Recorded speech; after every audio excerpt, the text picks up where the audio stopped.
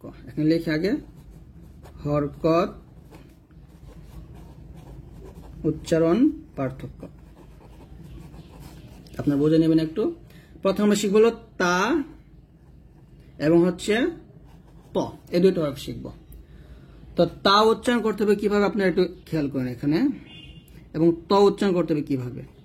যখন আমরা তার উচ্চারণ করবো পাতলা করবো, মাখরাজ তো আমি আগে বলছি একই মাখরাজ, জিহ্বার আগা সামনের উপরে দুইটা গোড়ার সঙ্গে লাগাবেন, তবে তাটা পাতলা করতে হবে। তা জবর তা, তা জে তি, তা পেশ তু, খুব সুন্দর উচ্চারণ করতেছেন। কিন্তু তটা যখন উচ্চারণ করবেন তখন কিন্তু তার মতো করা যাবে না, এটা মোটা হবে। তা আমি সেটা লিখি এটা মোটা, আর তা হচ্ছে পাতলা। এটা হবে ত জবর ত, ত জে তই, ত পেশ তু, এরকম ত তই তু, এরকম উচ্চারণ করতে হবে। তারপর যে দুটো হরফ নিয়ে আসবো সেটা তো হা এবং হচ্ছে হা, একটা যদি শিখছি দুটো হরফ। এটা আমরা কি করব, চাপ দিব, চাপ দিয়ে তারপর চিকন করে বাতাস বের করব, বাতাস বের হবে। আর এটা আমরা নর্মাল ভাবে বাতাস বের করব, নর্মাল ভাবে আমরা কি করব, বাতাস বের হবে আর কি। তো এটা হবে হা, হা জবর হা, হা। আর এটা হবে পাতলা করে হা জবর হা। এটা হবে হাজের হি, চাপ দিয়ে হাজের হি, হাজের হি। আর এটা হবে হাজের হি। তারপর আসেন হা পেশ হু, আর এটা হা পেশ হু, এরকম ভাবে। তো এটা চাপ দিবেন আর এটা পাতলা করে বলবেন। তারপরে যে দুটো নিয়ে আসবো আমি ওয়াও এবং হচ্ছে বা।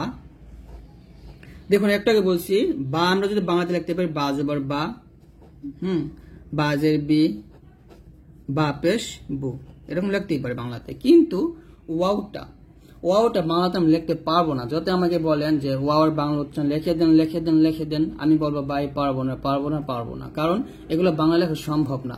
যারা পারে তাদেরকে বললেন, আমাকে না। তো যাই হোক, এটা আমি একটু বললাম ফান করে। তো ওয়াও জবর কি হবে, ওয়াও জবর ওয়া হবে, ওয়াও জবর ওয়া। দুই ঠোঁট গোল করে ওই ঠোঁট থেকে আপনাকে উচ্চারণটা নিয়ে আসতে হবে। কি হবে, ঠোঁট কি হবে, ঠোঁট গোল হবে। ওয়াও জবর ওয়া, ওয়াউজের উই, ওয়াউজের উই। আর এটা হবে ওয়াউ পেশ ভু, এরকম। তারপর যে হরফ দুটো নিয়ে আসবো সেটা হচ্ছে দাল এবং হচ্ছে দদ। দেখুন আমরা দাল তো পাতলা উচ্চারণ করবোই, এটা আমরা জানি।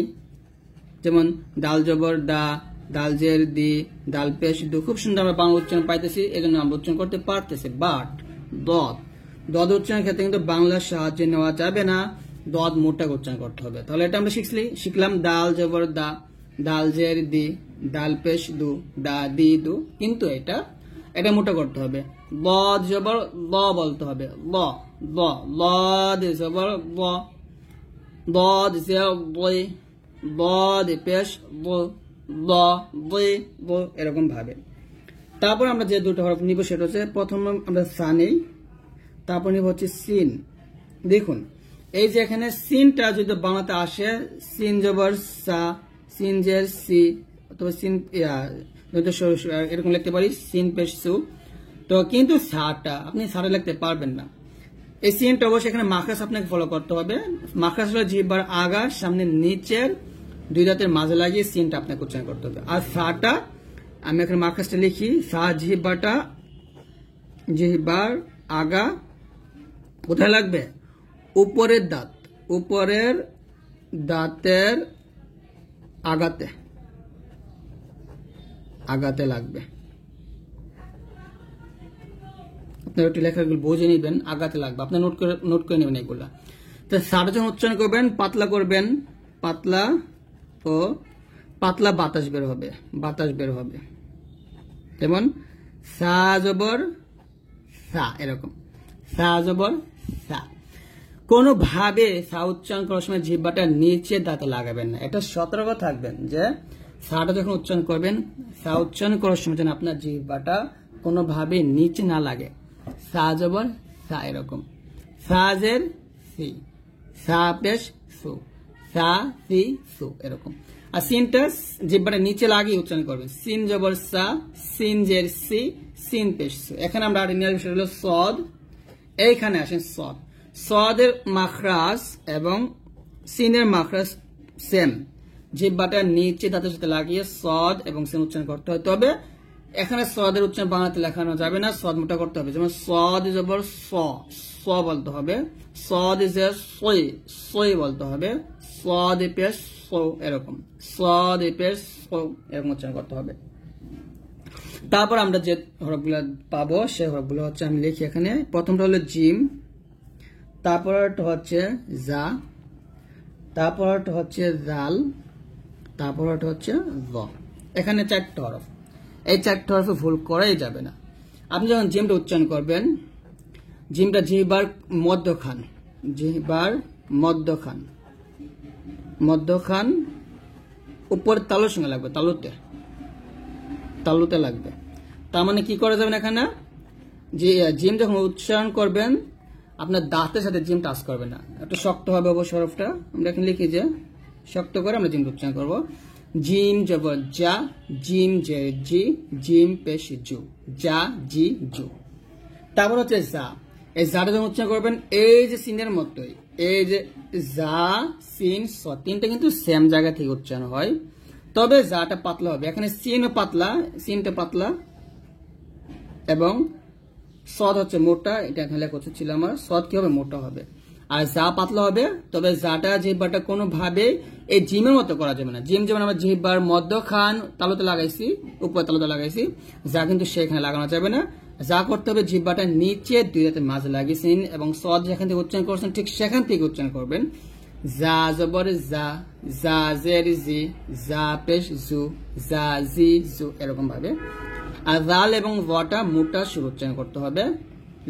সরি এখানে জালটা অবশ্যই পাতলা হবে, আমি এখানে একটু লিখি পাতলা, আর ওয়াটা মোটা উচ্চারণ করতে হবে। এখানে দুটা মাখরাজ এক, দুটা মাখরাজ কি, জিহ্বার আগাটা, জিহ্বার আগা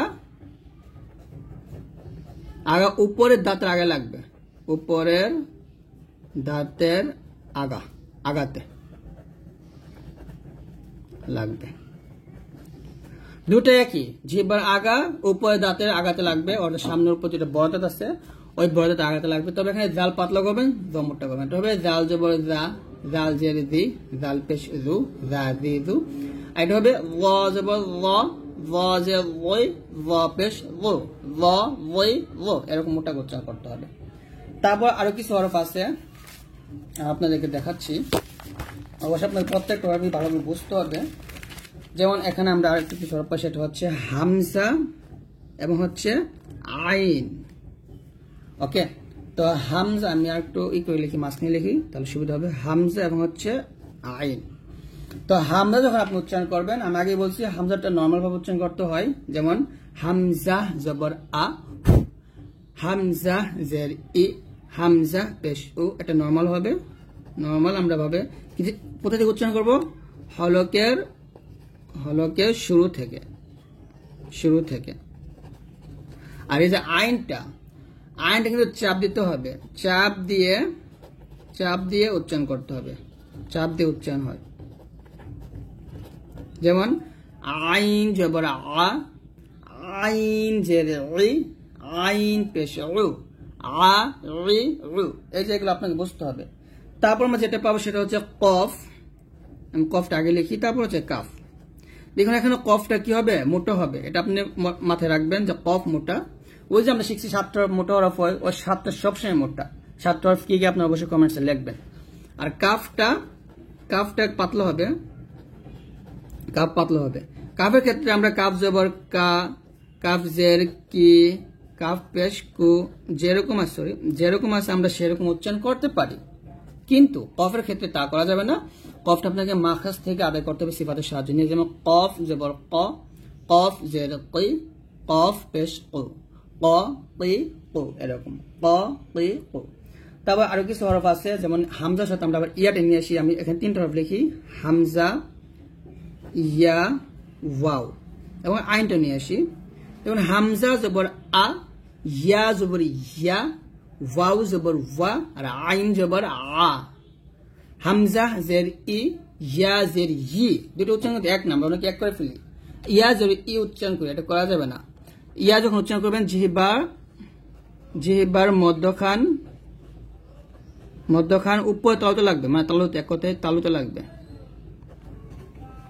লাগবে। ইয়াজের ই এরকম। ওয়াউজের কি হবে? উই। ঠোঁট কি করতে হবে? দুই ঠোঁট, আমি লিখি এখানে, দুই ঠোঁট গোল হবে এরকম। ওয়াউজের উই। আর ওয়াউ পেশ কি হবে? ওয়াউ পেশ ভু হবে। আর আইনটা দেখুন, আমি এখানে প্রত্যেকটা হরফে লিখতেছি। আইনটা দেখুন, আইনটা আপনাকে কি করতে হবে? চাপ দিতে হবে।